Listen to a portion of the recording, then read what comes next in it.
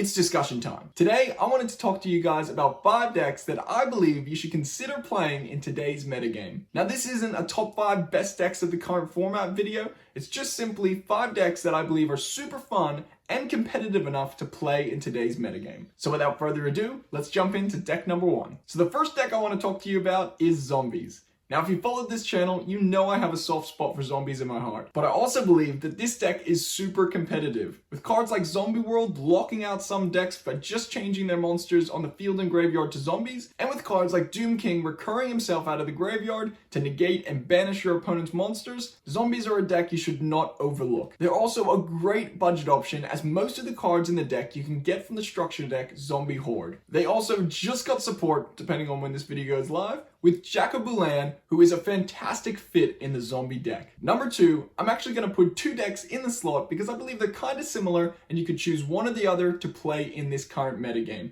Those decks are Altergeist and Subterra Guru. With Sky Strikers and True Draco being hit so hard on the ban list, it's finally time for Subterra and Altergeist to rise up to the top and to be the dominant stun decks of this metagame. There are also 2 quite budget decks, so if you're looking for something super fun and super competitive to play, then definitely consider playing these decks. Number 3, Dinosaurs. Now I'm talking about any variant of dinosaurs, Shaddolls, True Kings, or even pure Lost World dinos. They're all going to be super fun and super competitive to play in today's metagame. Being a going second deck at this point in time is a really good option. You have cards like Mind Control, Cyber Dragon, Shadow Fusion, all at your disposal for going second and OTKing your opponent in that turn. You also have Lightning Storm coming out, which is going to make that deck so much better, being able to clear your opponent's board from monsters or spells and traps. Dinos are legit. Number 4, and I'm gonna label it as rank up magic decks. So whether you're using Orchist, Lunalight, or even Zombies to rank up something like Dingirsu into True King of All Calamities,